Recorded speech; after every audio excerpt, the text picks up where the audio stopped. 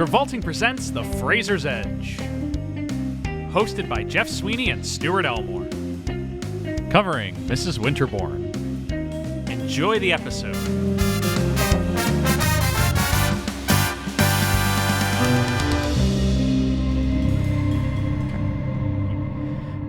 Jeff. Yeah, hi.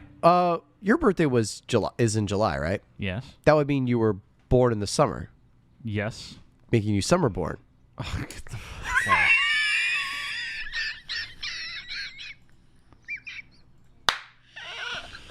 Every day. Every fucking day. Cracking himself up, folks.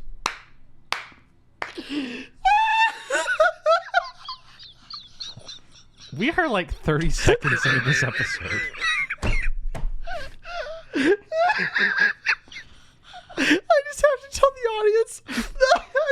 tell the audience that we had just finished recording Kids in the Hall of Brain Candy, okay? We had just finished recording the episode for Brain Candy, and like Jeff and I, like, we always take like a quick little 5 minutes in between each recording. Yeah. And so I tell Jeff, it's like, okay, you ready to do Mrs. Winterbourne recording? He's like, yeah, sure. So we sit down, I start recording. He does the intro, and then I hit pause on that recording, and then and then right before I hit record for the full episode, I ask, hey, Jeff, you were born, like, when were you born? And he's like, July 10th. I'm like, okay, great. I hit record. And then that's what you hear. Yeah. That's what I went with for the intro. Jesus Christ. All right. For the audience that still remains, I understand if there are none of you. Oh, my God. Welcome to our episode on Mrs. Winterbourne. Winterbourne. Which is our next leading Travolta.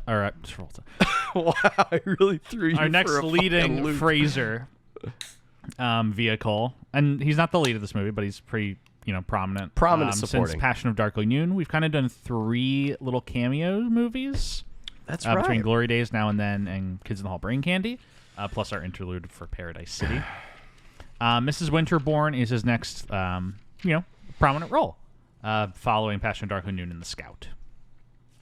Yeah, And it is, I would say, the most casually insane bug nuts movie I've ever seen in my life. Winterbourne? Yes, maybe the most casually insane.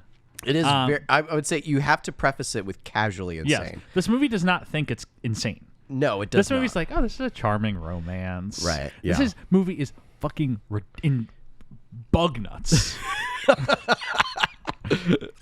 Like, the central conceit of this movie, there's so much happening to get there. And the movie's just like, oh, isn't this charming? I'm like, no! No, it's not charming at all. It's crazy. It's actually really disturbing. Yeah, it's upsetting. Yeah. We're going to get into it more. You know how I first found out this movie was going to be bug nuts? Reading the fucking description. I did not read the description. Oh my God. The HBO, this movie's free on HBO Max. Yes, it is. Folks, okay? And so I want you to direct your attention. If folks have HBO Max, please pull it up now. Or you could just do it maybe through IMDb. But the HBO Max description really sent me. Because I had never seen this movie. I never heard of this movie.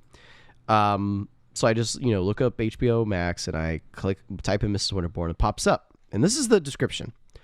Alone and pregnant, Connie Doyle boards a train where she meets Patricia Winterbourne, who is on her way to meet her in-laws for the first time. When the train derails, killing Patricia and her husband and her unborn child, Connie is mistaken for Patricia. And the rest of the story happens from there. Yes. Now, I just want you folks to really understand that this movie does not waste a fucking second on us mourning over a dead Brendan Fraser. Well, you're getting really ahead of the horse here. A dead Brendan Fraser's wife and a dead Brendan Fraser's wife's unborn child. We are not, like, the movie does not spend an ounce of time talking about it at all. No, not an ounce. So, this movie, Mrs. Winterbourne, is I would say a romantic drama. I wouldn't say it's not comedy. It's like it's whimsical. They're trying. It's a romantic dramedy. Yeah. It's a romantic dramedy. It's based on the book I Married a Dead Man, Which is published in 1949, which is a crime novel. Yes. This is not a crime movie. No, it's not. So I imagine that this just took the central conceit of that book and kind of turned it into a romantic movie. Well, and it's adapted from novelist Cornell Woolrich, which if you know like any of the movies that his pieces have been adapted from, we're talking about pieces like Rear Window, and Cloak and Dagger, and Mrs. Winterbourne.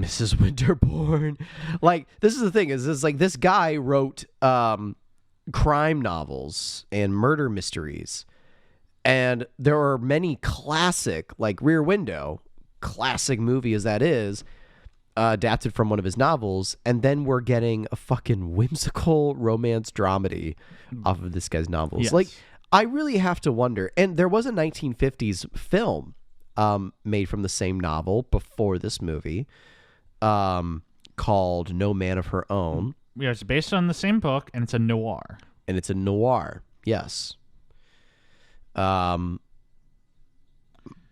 So, yeah, drama, film noir, romance. And so this is like, I have to say, Jeff, like I've been holding this back for a while, but it's like, it's one of the keen problems of the mid to late 90s.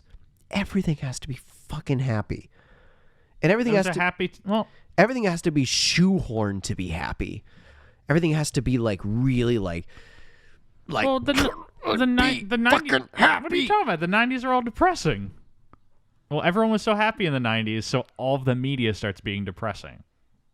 Like punk rock and Nirvana is all like everything bad. The Matrix is a movie about how everyone's happy, so something must be wrong. But I feel like there's a lot of movies like this. Yeah. In the 90s. Where it tries to be too happy. Yes. Because America's in a great spot in the 90s. So a lot of media does reflect that. Man, what are your neighbors doing? The people upstairs are having a good time right now. Yeah, they are. Whatever they're doing. Moving stuff around. It's an attic, so they're just moving stuff. Oh. I guess that's right. You don't have upstairs neighbors. No, it's an attic. Yeah. It's a shared communal attic. Mm-hmm. Anyway. So this is a movie, Mrs. Winterbourne. It's based on that book. It's directed by Richard Benjamin, which hasn't really done much else.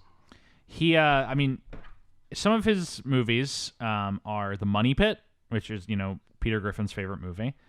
Made in America, Catch-22, the original Westworld movie. Yeah, is he acts in the original Westworld movie. He did not direct it. My apologies. He was an actor before he became a director. Well, I was saying most of his credits are acting, not directing. Yes. He has much more acting credits than he does directing credits. In terms of directing, his biggest movies are The Money Pit and Mrs. Winterbourne and Made in America. Yeah. So he's not necessarily the most notable director, but he does get a shot with this movie. This was in the 90s where you could, get a shot on a movie even if you didn't have like an incredibly marketable career behind you. You could get a $25 million budget to make a movie. Yeah. You can't do that anymore. No. Doesn't happen. Where we catch up with Fraser in regards to this movie is that, like we said, he's been doing a lot of cameo stuff recently. Yeah, he's been doing a lot. Which is good for him. I'm not saying that as a slight. Like, he's, doing a move, like a lead role every other year or every year, roughly. Well, and then he's pocketing it out by, he's notable enough at this point that he can do those, one-scene roles in your Glory Days and your Now and Thens. Yeah. And then he can pop in for Kids in the Hall because he, enjoys their show and does a scene there. Show his comedic chops. Yeah. Well, and I would say before people think it's like, oh, he's taken a few years off of doing a main role. No. This movie's 96. Passion Darkly Nude is 95. Yeah. He's doing a lot. He's doing a lead role a year with 3 cameo roles packed in between. Yeah. So in hindsight, he's popping. He's really doing 4 projects a year. Yeah, he's popping off. Yeah, 1 dedicated project and then 3 smaller projects where he takes a week off. That's basically it. So, his role in this is going to be interesting when we talk about it because, as I may have spoiled a little bit earlier, like he starts off as one role and then takes the role of another. Yeah. Because there's a twin brother thing in this movie. Yeah, and I'm sure that I feel like that's probably what attracted Fraser to this movie. You think so? Is the idea that he gets to play two different characters. Even if one of them is a short appearance, but I'm sure that's what attracted him. Yeah, I think that could be true. The other thing I thought about was, this is this is a Cornell Woolrich novel adaptation. Yes. And so I can picture someone reading that and being like, oh, like this is a Coleridge, a Cornell novel adaptation. Like this could be a really, dramatic, thick piece of material for me to digest. It is not, ladies and gentlemen. This is not a very deep piece of material. Yes. For Fraser. He doesn't have a lot to do in this movie. No, he does not. I'm pretty sure it was just like that he got to play two characters. What attracted him to it? Yeah. And he gets to be charming. Yeah, and he's good at being charming. He's good at it. Yeah. Do you want to dive into the movie? The plot? Because I kind of want to just start talking about the bug nuts craziness. The bug nuts craziness of this movie. Sure. So we start with a prelude opening. Yes. About what we're going to see. Of a dead body. A dead body. With several bullet holes. In a motel room. In a motel room, watching a televangelist. Yes. Okay, so from what we've just told you, did you expect me to say those words? No. See, when I saw the movie Mrs. Winterbourne, I thought I was going to see a Hallmark Christmas movie. Yeah, the poster of this looks like a Hallmark movie. A Hallmark And it starts with a dead body. In a motel room. And then it cuts to a church. Yeah. And Shirley MacLaine, acclaimed actress as she is. It was really good in this movie, by the way. Good in this movie. She's really good. Hanging outside the church, and two cops come up, and they're like, "Do you know anything?" Next to a priest. Yeah, and they're like, "Do you know anything about this?" Steve DeCunzo.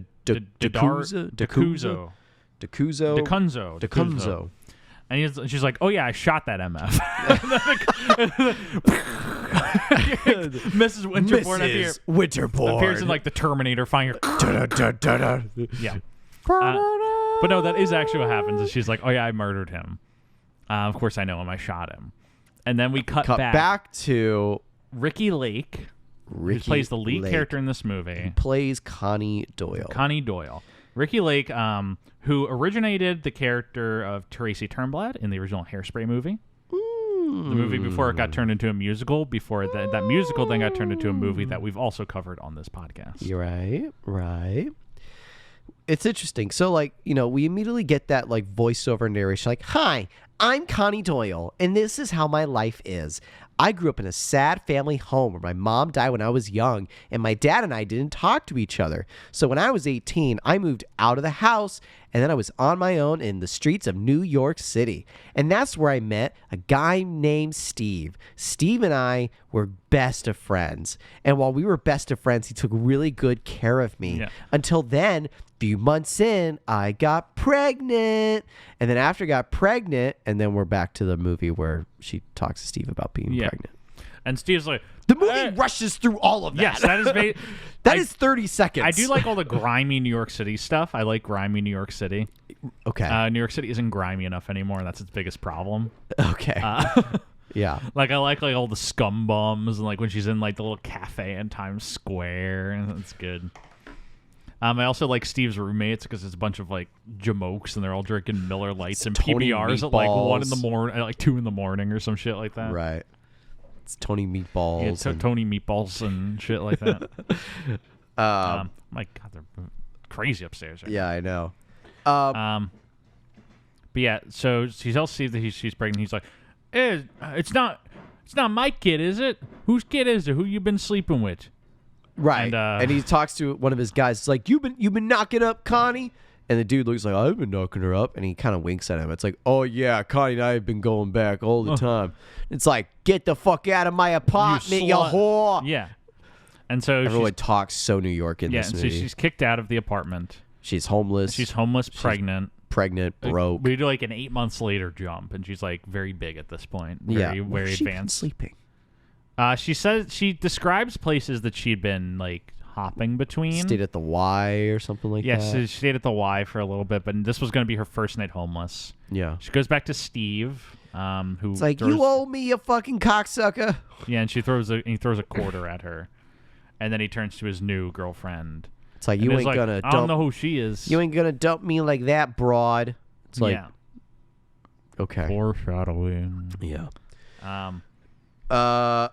And then she decides to go to Grand Central Station, Yes. where I don't know, she goes there to sleep or find a spot to sit down. A homeless guy tries to help her. It's like, there's a good place where, you know, they pray at you, but the food's okay. Yeah. So she takes that, and then she tries to get to the subway, but she's too stupid, and she doesn't know that Grand Central Station is not the subway. It's instead the train station that takes you to different places across the country. Well, I think Grand Central Station also has a subway. I think It connects to the subways. It's distantly connected because you have to like go through different weaves of tunnels to get through the subway that takes you to Grand Central. But the immediate tunnels next to Grand Central are the out of state the out-of-state lines. or the out of city. Right. And so she gets, I described this, I wrote this down as she gets Home Alone 2 on a train to Boston. Yes. She's like literally caught up in like the flow of the crowds. And That it's they're carried- all running to a train. Yes. None of these people know how to get to their train on time because they're all sprinting down this hallway like a zombie apocalypse is coming after them. And she gets like balled up. Yeah, and she gets stuck on a train to Boston. Yeah. I'm heading on up to Boston. I'm headed up to Boston. Yeah. I'm headed up to Boston. To find my wooden leg. I do want to say, Stuart, we're gonna be able to stay real on top of the plot for this movie because some soul wrote this description of this movie. What super fan is out there? There, it is like no joke. Is there 15 someone paragraphs. credited as writing the whole plot? If I went into the Wikipedia thing, I can find out, but I have no interest in doing that. I want to know which super fan is out there covering all of Mrs. this. Winterbourne superfan. It's probably Richard Benjamin. Right. Yeah, she gets Home Alone 2 on a train, and of course she has no ticket. Yeah, and so like the ticket taker's like, ticket please. Question. Yes. Why do they wait for people to be on board a moving train before asking for the fucking tickets? To keep the speed. They don't have enough time to check the tickets before they take off. But what are you going to do if you don't have a ticket? Kick them off. While they're moving? Well, you throw them off at the next stop, and then you charge them for a ticket then. What if they got no money? Do you see the logical fallacies with all of this? No, but that's actually what happens in real life. It seems like it causes more problems than solves. I mean, normally they just like they charge you or hold you in contempt or something. Hold you in contempt? Yeah, of the train line. Of the train of the SEPTA. There's another car at the very back behind Sure, the have you caboose. ridden in a multi-state train? Yes. Because they do not take your ticket until like you're well down the line. That's so scary. I waited 30 minutes once before they took my ticket. I was almost at my destination. That's so spooky. You can probably get away with it if you know how to play the system. That's really scary to me. Yeah. And so weird, but okay. Yeah. At the 11-minute 5-second mark is when she's running away from the ticket guy, and she runs into Brendan Fraser. Yes. Playing Hugh Winterbourne. And my. He's looking good. He is looking He's kind of dressed like a hippie. pretty spicy. Do you hear me breathing heavily? And it's not because I'm fighting off a cold, folks. That's because Hugh Winterbourne in this movie, oh boy, has got the juice. Did you want to hair rank? Let's hair rank Hugh Winterbourne. There's going to be 2 hair rankings for this Yes. movie. Now, granted, I almost don't really need to because his twin brother, Bill Winterbourne, is kind of normal hair. Yeah, it's just the normal hair. But Hugh Winterbourne, he deserves his own ranking.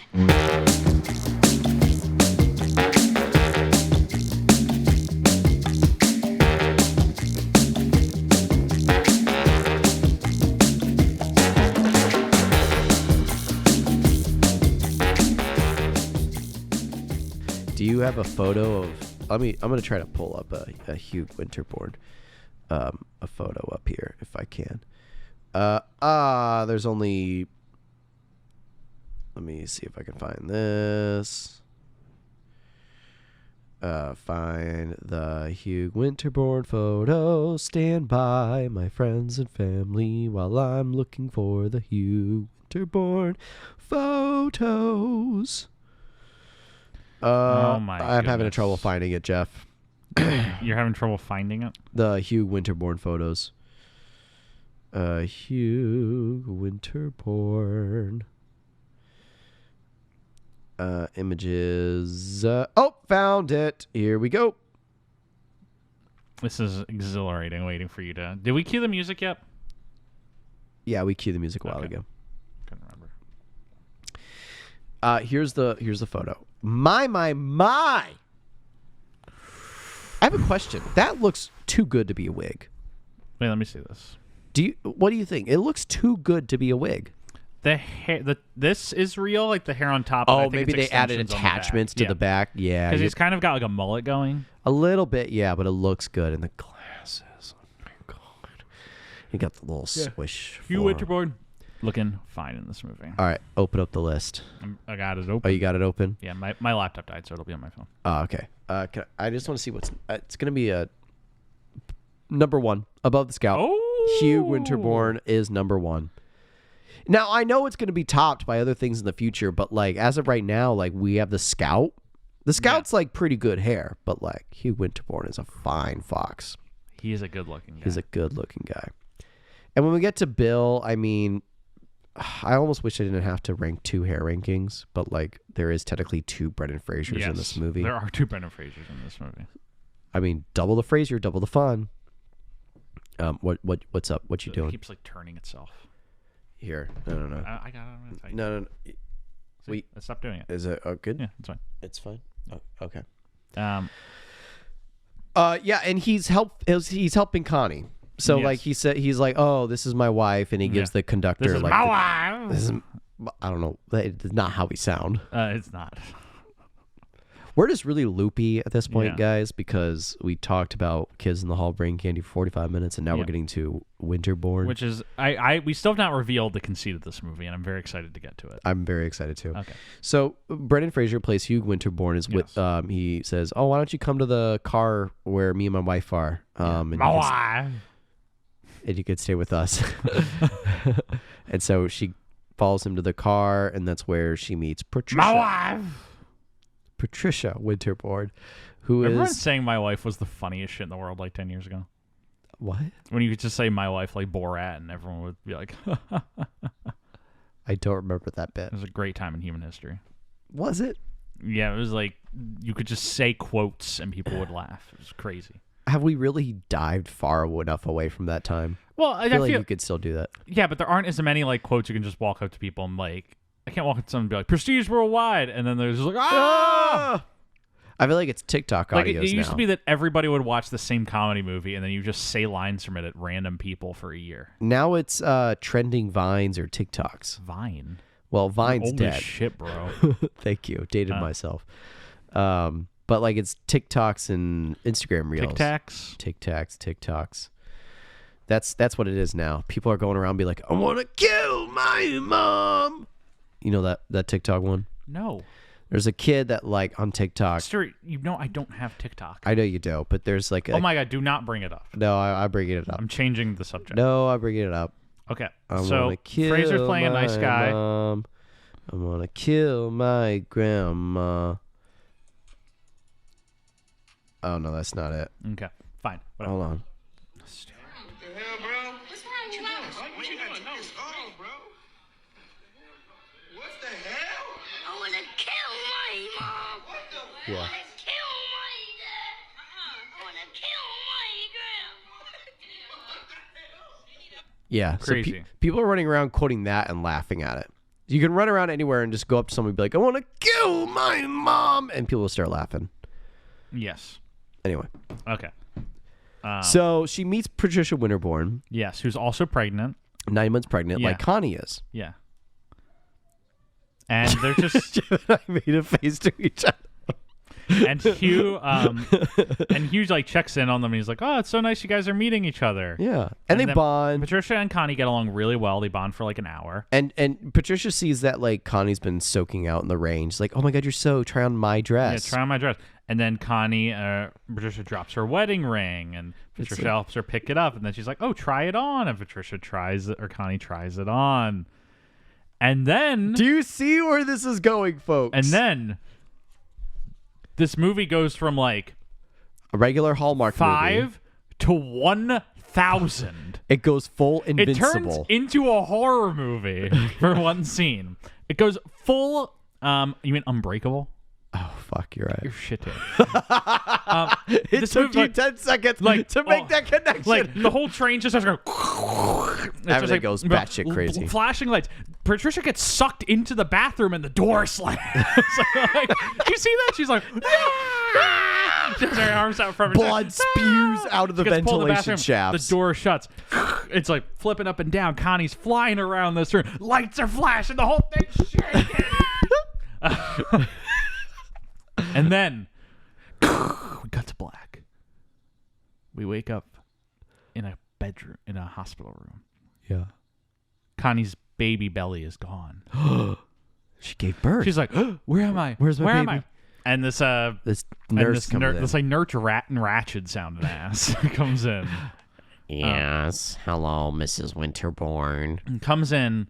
And she's like, "Hello, Mrs. Winterbourne." She's like, "I'm not Mrs. Winterbourne." She's like, the delusions will cool off shortly." And then she's like, "I want to see my baby. Where's my baby? Where's my baby?" She's like, "Your baby's fine." And so they bring the baby in. We have the baby. It's like, "I want to see my baby. You're going to bring my baby here right fucking now." So they bring the baby in, and it says Winterbourne baby. And she's like, "Oh, you gave me the wrong fucking baby." Yeah. Where's the baby? What happened to the other baby? And then, but before she checks that on the ankle bracelet for the kid. Yeah. And then she looks on her own medical wristband, and it says Patricia Winterbourne. She's like, "Oh no, there's been some mistake." She's like, "There's another pregnant woman in the car with me." And they're like, "Oh, I'm sorry. Did you know her?" And she's like, "She died?" You know Constance Doyle? Yes, she died. They're very casual about revealing her death. Yeah. And then they don't go into it anymore. What about the man that I was with? Yeah, and they're like, "Did you know him sorry. too?" It's like, did he died too? Folks. Fraser and his wife killed off screen. Off screen. And they're just like, "Yeah, they're both dead. But you're fine." But you know what the music is like? And all the like Connie does not seem that distraught. She mostly just seems confused. Yeah. No one is really mourning the loss. Yeah, of I mean, these she people. didn't know them long, but still. But nobody else is mourning them. And then she gets a phone call from Grace Winterbourne. Played who's Hugh's mom, played by Shirley MacLaine. And she's like, "Patricia, with the loss of my son, you must come home. I must meet my grandson." It's like he's the only memory I have of Hugh. Yeah. It's like, "Oh, there's been a mistake." It's like, "We got a car coming for you." "A car? No, ma'am, you don't understand. Don't send the car." And it's like, "I'll be expecting you," and hangs up. Yes. Jeff, tell me one reason why she wants to tell people she's Connie but can't. There's none. Exactly. Folks, the whole conceit of this movie is that she is conned into pretending to be the dead wife of Brendan Fraser. But then also, folks, Brendan Fraser has a twin. Another Brendan Fraser. And you know what? She falls in love with him. No. And he falls in love with her. Yeah. So Stuart, you're aware. Yes. I am engaged to a twin. Yes. This would be the equivalent of if we both died in a car wreck. Yes.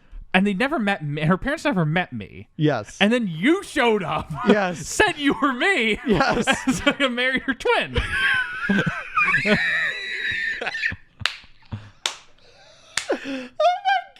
That's exactly what would happen. That would be like if you and Becca were on a train going back to Eau Claire, some fucking place, Wisconsin, and literally I was on the train and I'm homeless, and you just found me. Yes. And it was like, "Come and be with me and my fiance." Fucking unbreakable. And then because Rebecca goes away. Mr. Glass blew up the train. You and me are trying on your clothes. Yes. And then I put on your wedding ring. And then the train fucking crashed.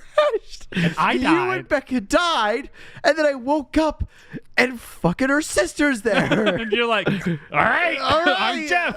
I'm Jeff. That's Holy- literally the exact premise of this movie. Holy shit. Folks, that is just... what is going on? What is happening? Like, what is... At any point, she's like, oh, it's so hard to tell them that I'm not their daughter-in-law and this is not their grandson. And I was like, isn't it so nice she gets brought into this family? And I'm like, yeah, that's great. You know what's even better? She just told them at the start. Right. But why doesn't she tell them at the start? I don't know. Exactly. Because she doesn't want to.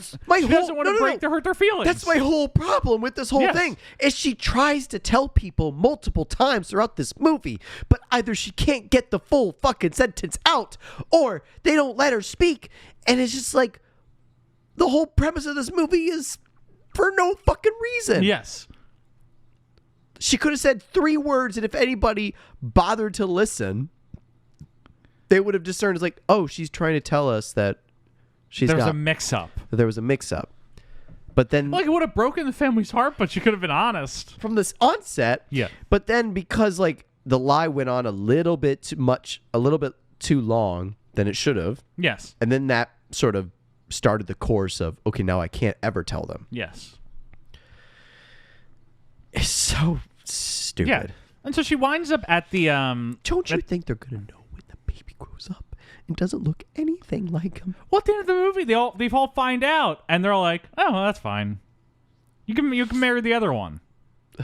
Oh my god, this movie's so strange. Very strange. But we meet the other Fraser.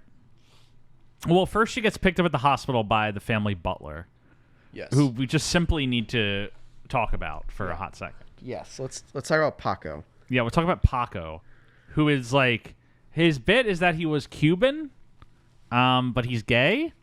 Yes. And so he had to flee Cuba because they would put him in jail for being gay. was that and- a real thing? Yeah, that's what they... I mean, I presume it was. It was heavily communist country.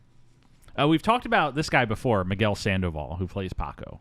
He was in Get Shorty Yeah. as the drug lord. Yeah. He was also in Clear and Present Danger as the drug lord.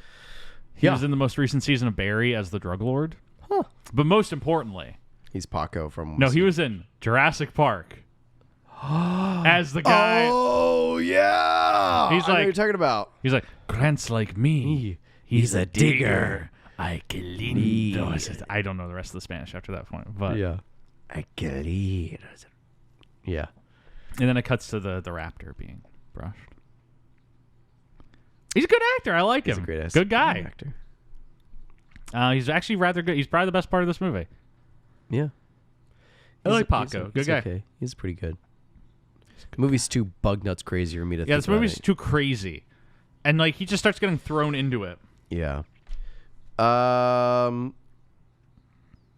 So it's a boy. She's making his way to Winterbourne. Hughes dead too. No more Fraser. Invited to stay at the Hughes mother house. They're Yeah. a wealthy family, They're a very wealthy family. and she goes to their house, meets the mother, Shirley MacLaine as Grace, and then she looks upstairs, and who comes down the stairs? Brendan But Fraser. another Brendan Fraser. What if this movie just kept having Frasers coming out of the woodwork? There's triplets. There's like 7 of them by the end. quadruplets, It's like a clone. quintuplets, Yeah. sextuplets. Would it be sextuplets or sextuplets or Probably. Sexlets? sexlets or sextuplets or? Sexlets. Yeah, sextidlet. But then 7 would be septuplets, Probably. octuplets, Octuplets. octuplets, Yeah. and then what's 9? I don't fucking know. I'm gonna Because 10 is dec, right? believe so. Decatuplets I'm gonna look if there's ever been a recorded case of 10 children. at once. 10 children born same time. Well, there's been 8, right? Octuplets.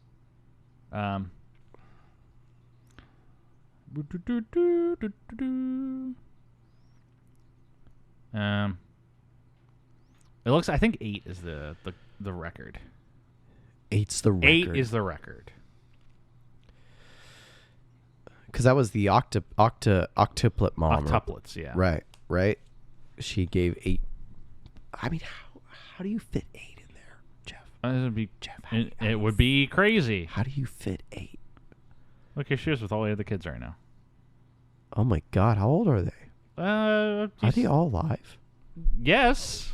Well, I mean, pardon, but purely statistical and probability facts, it's hard to keep all 8 alive. Yeah, they're all going. And in fact, that they're all born at the same time, surely like one of them would have like health problems. they all good. You're today. counting 8 in that photo? There are 8 in that photo. Let me count. Oh my god. Let me fucking count. Here.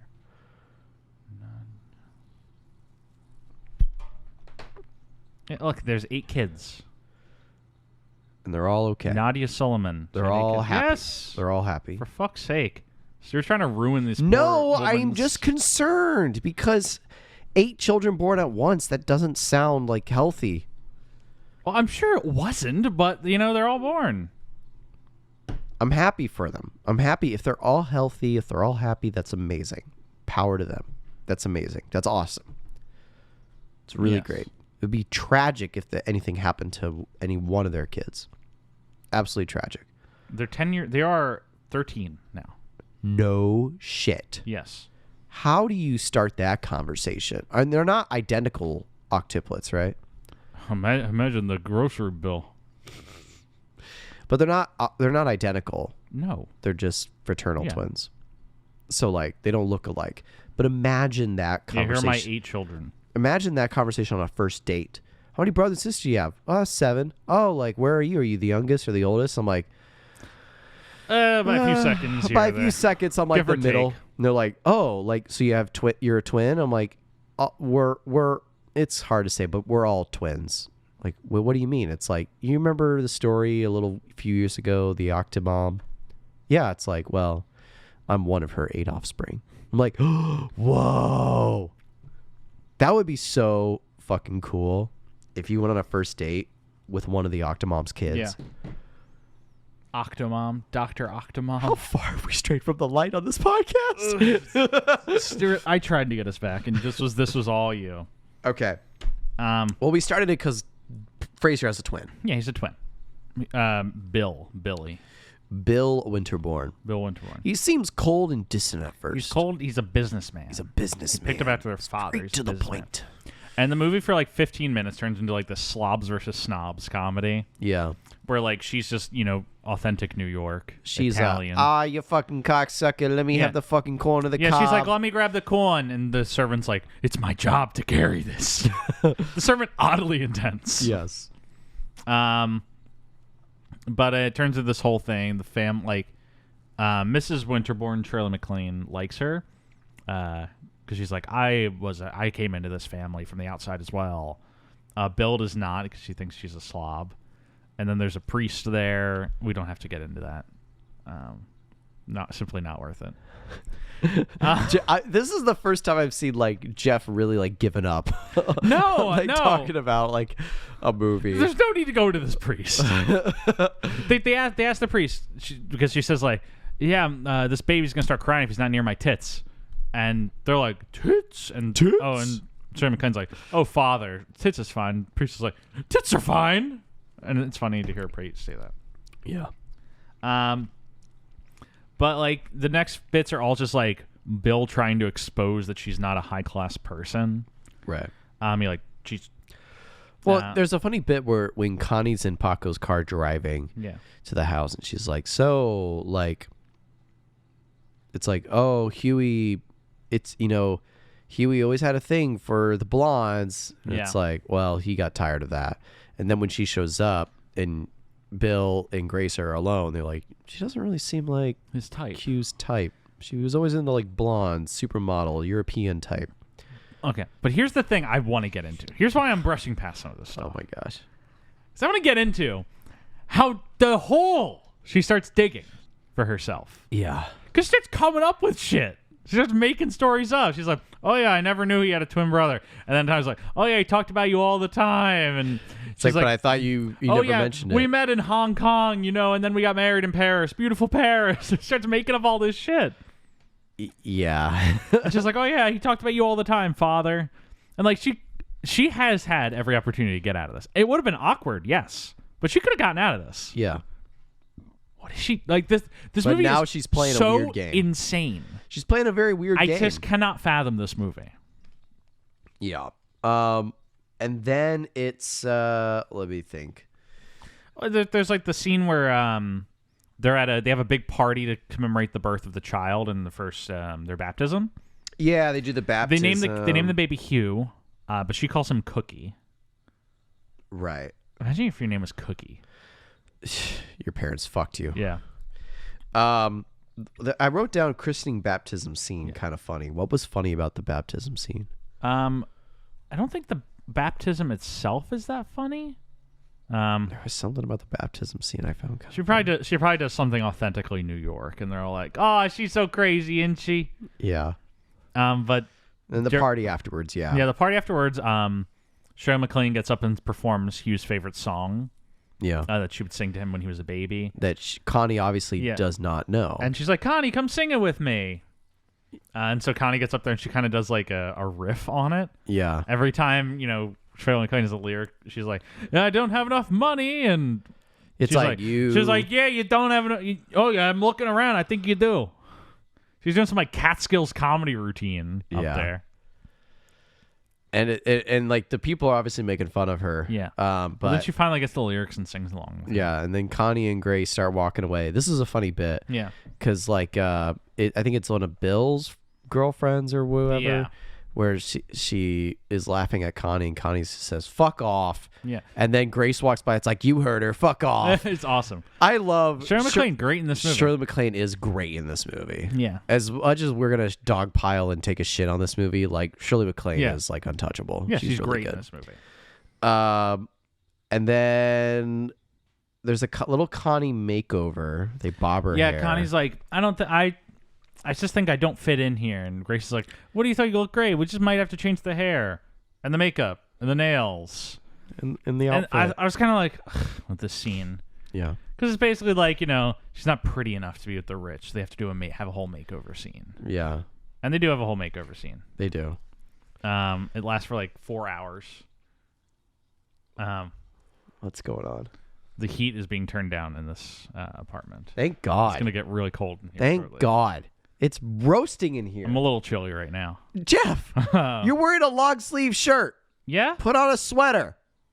Why would I do that? Put on a sweater. Why would I put a sweater on indoors? That defeats the purpose. So you can be considerate for other people's temperature gauge. This is a 50-50 thing here. No, it's not. You have two people arguing against you. Becca's in the room. I don't know about that. I don't hear her. I'm also just going to point out that when we do this recordings, Becca's usually in their office. Yes. And she opened the door and she left it wide open to go to the bathroom. And I see on their desktop computer Critical Role. Yeah. Because we all have a D&D. Yeah, this is a D&D going on. podcast now. Yeah, it's not. We're not doing a D&D Oh my God, podcast. Mrs. Winterbourne. Mrs. Winterbourne. But yes, I love that Becca's gotten really obsessed with Critical Role. Yeah. And not our podcast. Yeah. Just to point that Hate out. us. Yeah. Critical Role is better than Travolting, I guess. Yes. Whatever. But she comes back and she's now like dressed like high society. Yeah. It's And very then silly. Connie and Bill go out on the town. Yeah, Bill is set out with Connie and they get along really well. Yeah, it's a great bonding They have like scene. one date. Yeah. And there's She helps Bill kind of cope with the fact that he lost his brother, who he hadn't talked to much, and he finally feels something. There's a scene where she goes into a jewelry store and she wants to buy these pearls, but they're too expensive. And it's like, but your mother signed me up for these checks in my account, and like, it's like I don't know if I want to use the money. And Bill says, no, you should get these for you. And so she's like, just sign the check. It's like, okay. And she pulls out her checkbook. She signs the money, but she signs Connie Connie Doyle. Bum, bum, bum. And the movie doesn't hide the fact that Bill notices. Yeah. Because this is jumping ahead a little bit, but later in the movie, we're going to find out that Bill knew. Yeah. And it's like, oh, I knew. And the movie treats it like it's a surprise. Yeah. It's like, Bill knew? I'm like, yeah, the audience knew that Bill knew. Yes. Because it was very clear that Bill noticed it when Connie signed the check. Yeah. Like the camera literally looks at Bill looking at the check. So it was not a surprise to us. Yeah. At all. Anyway. So Bill and her start having a thing. Yes, there's a whole thing with Paco getting drunk and sad because and he has them tango because his boyfriend left him. Yeah. And then they kiss. Grace kind of has this background arc of her coping and like getting into alcohol and cigarettes because she's coping with her son's death. Yes. There's one very good, impressive bit where she's smoking a cigarette. And she tucks it in her mouth. Yeah, and she sucks it in on her tongue. Yes. And Connie's like, "Who's been smoking in here?" And she looks, and Grace is like, and then she sticks her tongue out, and the cigarette's just resting. I'm like, kind of impressive. That's kind of cool. It's a good move. Yeah. And then she gets like, she's like, I'm getting real close with this family, and I'm like, it's been 1 week. It's been 1 week. It's been 1 week, fam. Yeah. I don't know. And then Connie decides to run away. Yeah, she decides to run away, and they send Paco after her. A very weird thing to do if you're falling in love with your twin brother. Yes, she decides to run away, and to convince her to not go, Bill proposes to her, but she's like, I don't know what to do. And then she does run away, and they send Paco. They send the butler after her instead of either of them going. Yeah. And Paco's like, when I was in Cuba. And it's like, okay, where are we going with this? Where are we going with this? And, it turns to this whole thing where he has to explain to her how like this family's good and he became part of the family, so she can too. Yeah. Even though her husband's dead. I'm like, this is the prime moment. The prime moment for her to just be like, I'm now with the family. I'm not a Winterbourne. And she's like, I know, it's just so hard after he died. I'm like, no. Well, like, because she says, like, I'm not a Winterbourne, and Paco puts his hand on her shoulder. It's like, it's okay. I wasn't either. But now I am now. And she's like, no, you don't understand. And yeah, she doesn't cop up to it still. Yeah. It's so fucking strange. It's so strange. I don't get it. But then Bill and Connie get married? They do. They get married. She comes back. Grace had a heart attack off screen. Yeah, she did. But she's fine. She's still at home. They didn't bring her to the hospital. Yep. Nope. Weird. But Bill, she agrees to marry Bill, who is now at like a full 180 and is now just basically Hugh in terms of personality. Yeah. There's a weird scene where they rewrite the will to include her, and she's trying to convince them not to, and the whole scene's ADR'd. Nothing she says matches her lip movements. It's very strange. Shit. I don't know if they just forgot to get the dialogue that day. Maybe. But it's all with her. All of her lines are ADR'd. It's very strange. Interesting. I didn't catch that. But yeah, she's been with this family for 1 week, and they're getting married. They have a party to celebrate the marriage announcement. Because it's established that every time anything happens, they have a party. Because they're rich. Because they're rich. So they have a party, and then who shows up? Steve! Remember him? He was dead in the opening frame of this movie. The ex-boyfriend is back. Yeah, we're going to find out how he died. This movie is like a murder mystery, folks. It tries to be. This whole movie's about who killed Steve. Right. Well, he blackmails Connie. Yeah. And he's like, you're going to bring my kid to me. And then she does that. And then he makes her write a check for $50,000, and then he forges a plan to kidnap the baby and hold him ransom for $1 million. And then she's like, "You're fucking crazy. You're bug nuts if you think I'm gonna do that." Yeah. He's like, "What's the matter with you, huh?" And then that night, Connie gets a gun, and she's gonna go to Steve's apartment or motel and kill him. But she gets there, and she opens the door, and what does she see? He's already dead. He's already dead. Woo! And then who else is there? Bill is already there. It's like, did you kill him? It's like, no, I didn't kill him. I got here before you did, and I saw him, and he was dead, and then you were here. Well, Bill thinks that she killed him. Right. And she thinks that Bill killed him. And then we see Paco's in the parking lot just loitering. And I'm like, did Paco kill him? But Paco did not kill him. No, none of them killed him, is the twist at the end. We'll get to that. We'll get to that. But then now it's the wedding this day. movie's like, already it has the most insane central conceit. This whole like really convoluted, and now there's a murder involved in it. What is going on? What is happening? Grace is like, what is going on? Because we go back to the wedding, right back at the beginning of the movie, and the two cops come up. And they're like, do you know Steve? He was found dead. And she's like, well, I shot him, and I do it again. And then they take her away, and then the priest runs back inside where Bill and Connie are in their wedding gowns and she's outfits. like, we might have to delay the wedding. Your mother's confessing to murder.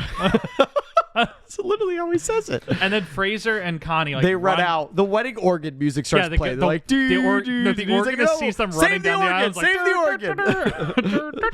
They're like, save the organ. That's not. We're not going yet.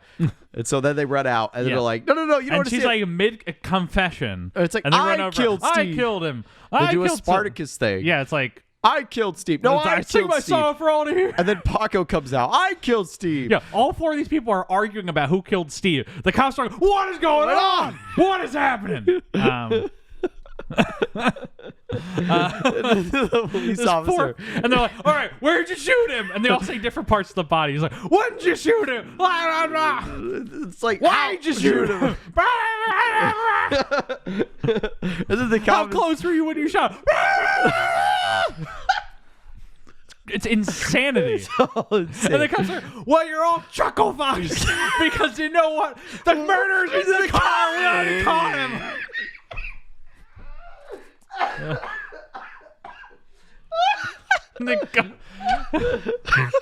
And they just see a bone in the car tied up in the back seat. They already have And the they're like, killer. where's this here about the check? And they're like, oh yeah, that's just a check I gave that guy. The guy's like, thank you. Seeing as there's a confession fire sale around It's like, here. next time I murder somebody, I hope I have a family like you guys around. Yeah. And the cops go away, and then Connie's like, well, who did murder? And they're like, oh, some ex-girlfriend knocked her up and dumped her. And so she goes over, and it's the girl from earlier who made a promise with Steve never to leave her. And of And course, guess what? Steve left her, and she killed him for it. Yeah. And Connie and her kind of have a moment of solidarity. And it's like one of us was bound to whack him. Yeah, she's like, I whacked the bastard. But then Connie's like, yeah, it really sucks. We have a lot of kinship. Anyway, I'm gonna go get married to this like Rockefeller-esque rich family. You have a great time in You prison. have a great time in prison. It's like, I'm gonna hire her the best fucking lawyer, the one that says that you did it because you had to, sort of defense. Yeah, It's so funny. it's very funny. She's like, have a good time in prison. A fire sale on confessions. Yeah, that's a Sorry, good that was a line. quote that I wrote. Yeah. I already said that. That was Yeah. good. This baby has some fucking screen time. Oh yeah, this baby's in this movie. And it made me think about It looks really unsettled. well, it looks very unsettled. They do a lot of crazy things with this fucking Yeah. baby. And it made me think, it's like the amount of times the baby is in this movie, they definitely had to have like duplicate Oh babies. yeah, they look the baby looks different in every scene. Yeah, it does. And so it just made me think of like the logistics of scheduling these babies. Yeah. Well, you get twins. Right. That's usually what they try and do is they get a set of twins. But like even One of them has like a 7 a.m. call time, and the other one comes in at like 4 p.m. right. Well, you can only use a baby for like 2 hours. Something like that. Some crazy. So you have this baby's in a lot of the movie. He's acting. So they He's a big time actor. so they probably had to book like 6 babies a day. Yeah. Man booking 6 babies a day, It's cranking them out. It's a fucking baby factory. Did octuplet mom? It's a fucking baby factory in this production house.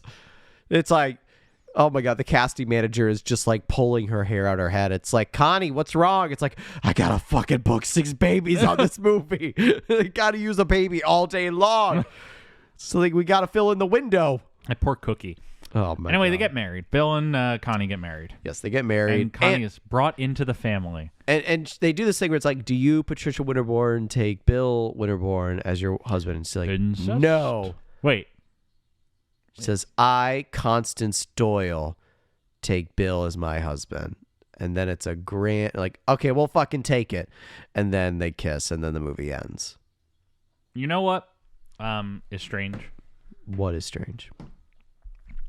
That she marries her. Say it. Actually, I was gonna say it, but then I'm like, it's actually not that strange in the final iteration. I was gonna say it's strange that she marries her dead husband's brother. Then I'm like, actually, she doesn't because she's not actually Married to Yeah. him. So it's like less. If she's just been honest the whole time, significantly less. It's strange. more strange to the family. Yeah, she Hunter Biden's his ass. It's more strange to the family Yeah. that their son's twin brother is marrying their dead son's Yes. widowed wife. And they're all chill with it. And then Grace is like, well, I wouldn't mind another 4 or 5 of these kids. She's like, yeah, fuck my son for all he's worth. oh my God. But that's the end of Mrs. Winterbourne. Weird fucking movie. It's just like grade A strange. Bozo shit.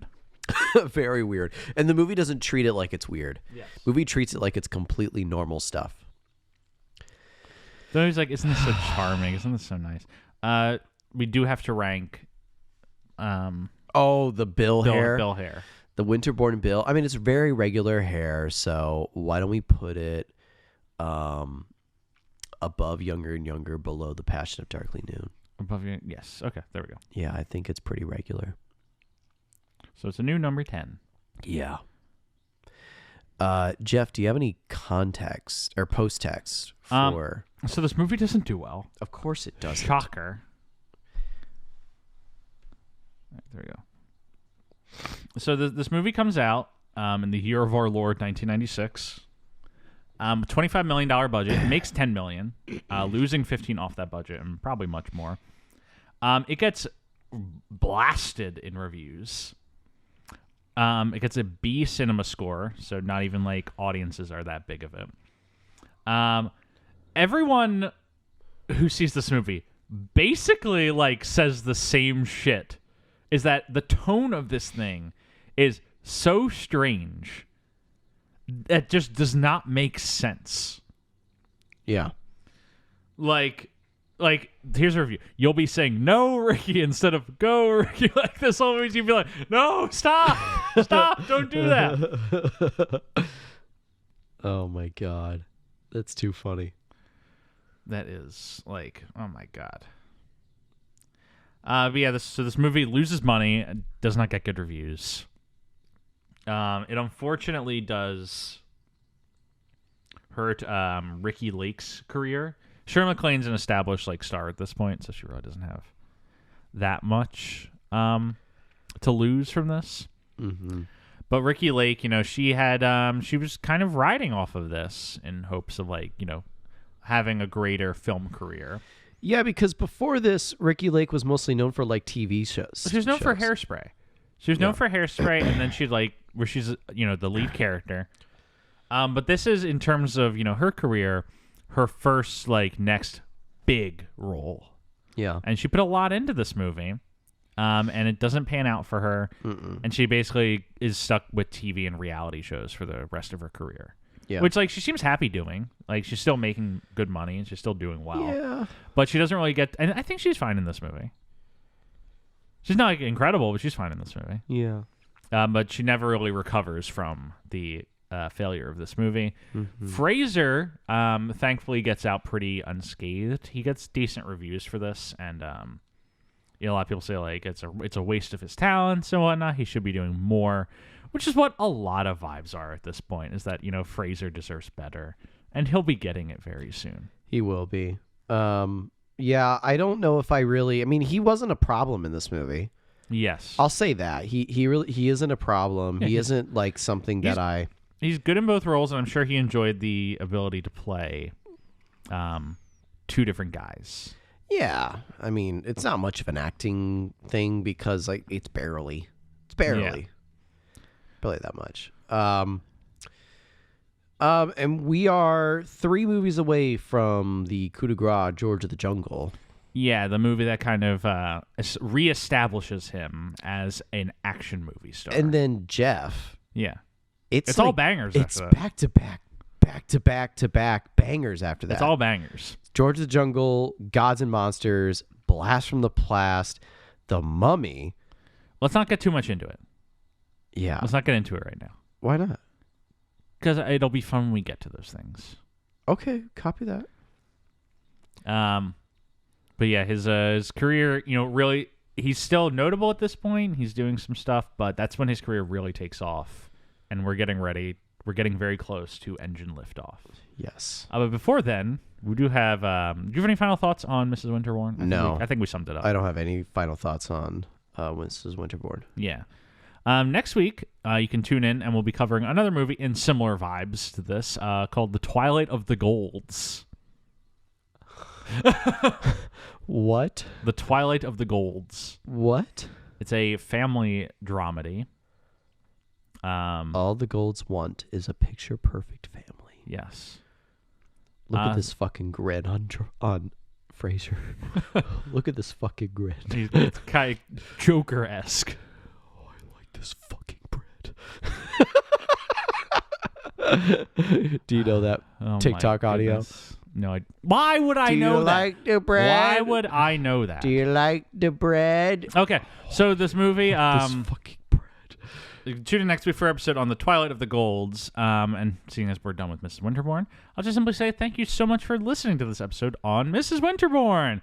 Make sure to please rate, review, and subscribe whatever platform you're listening on. As a reminder, we are available on Spotify, Podcast, Google Podcasts, and YouTube. Pop into our Twitter or Instagram at TravoltingPod, Reddit r/Travolting, email travoltingpodcast@gmail.com. You can find me on Twitter at Jeff W. Sweeney.